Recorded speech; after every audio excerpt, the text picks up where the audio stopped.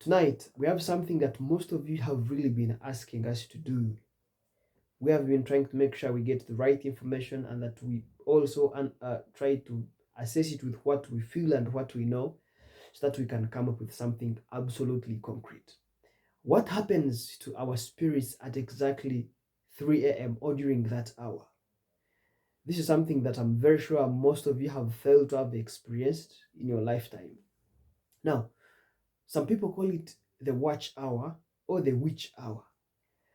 The biggest reason why they call it the watch hour, sometimes when you wake up suddenly out of your sleep, you feel like there is a situation around you, or you feel some kind of atmosphere around you that is irritable, or some kind of mysterious power around you. Sometimes you feel there is a lot of energy that is more detectable around you, or even intense and severe. Okay, now all that and a lot more, perhaps you've gone through it, or a friend or anyone else you know. We really want to see what exactly happens at 3 a.m. in the morning, and even though that particular hour especially. Now, from what we know so far, people are so much vulnerable at that hour because our defense is very low on about two major reasons. The subconscious, the conscious mind now, the awareness of the environment around you tends to fade off. Okay? Some kind of humanity, some kind of judgment, some kind of decision making and self defense dies off at that particular hour. Reason, you're deep down in sleep.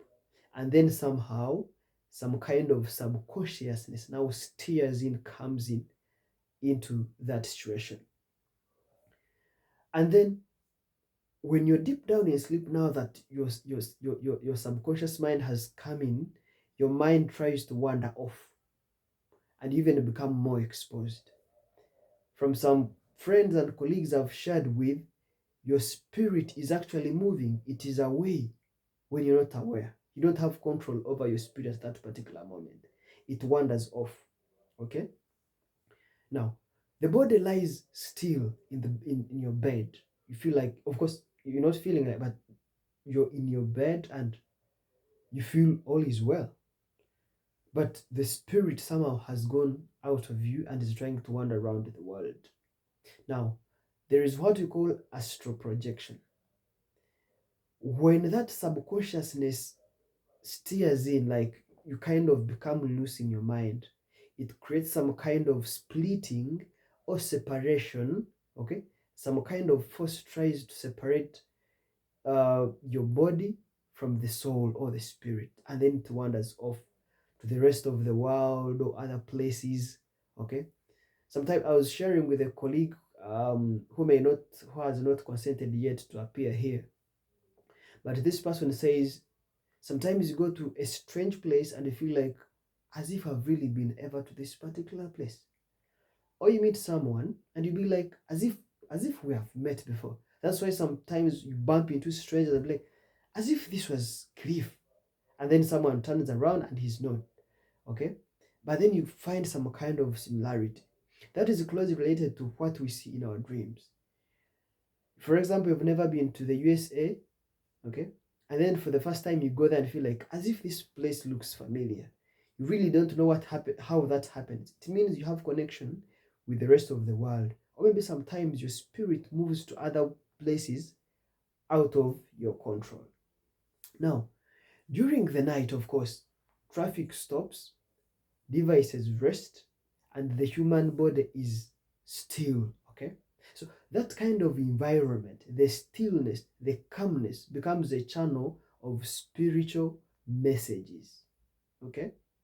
Now, as long as you're in that kind of situation, you're deep down in sleep at 3 a.m. in the morning, there are a lot of things you're going through, and there's a lot of communication that you're going through at that particular hour.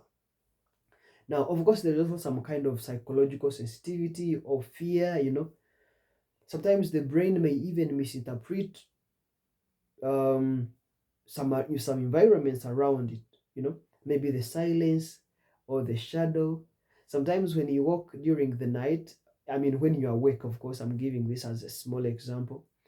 you kind of look at a tree, but as if it is moving. Okay, so sometimes the brain, during the darkness and during the silence, the brain can misinterpret things around it. Now, when it is now dark in the night at 3 a.m., it even becomes worse. That's why even sometimes people scream out of bed because of that fear. Now, you all know that fear can attract dark energies. Fear becomes a portal or access, okay, for those other external sources. Let me show you an example. When we were kids and then you're trying to fight a fellow kid, when that other kid backs away or tries to run away from you, the rival now gets the energy to come to fight.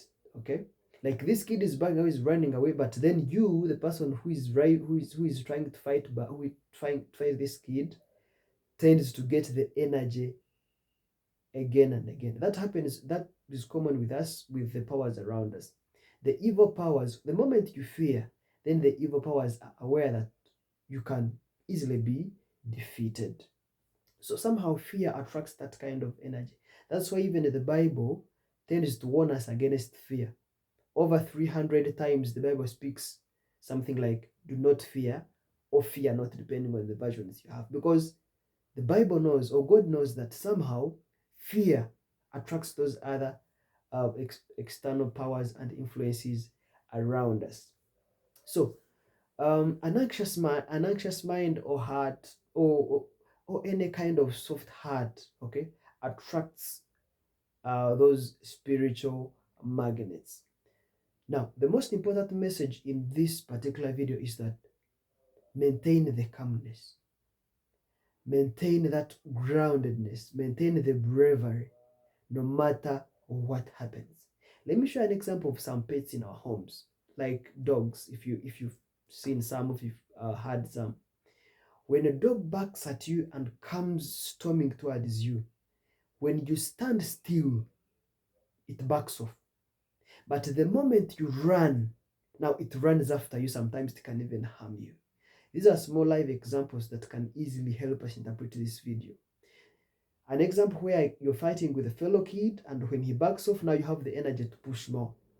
And also when a dog runs after you and you also run, it also gets the energy to come after you. But when you stand, now you have the power to defeat, or you have the power to control it, and also be able to shape its mind to calmness. Now, the biggest message is maintain the calmness, maintain that kind of humble and cool heart in situations that are really far beyond than your understanding.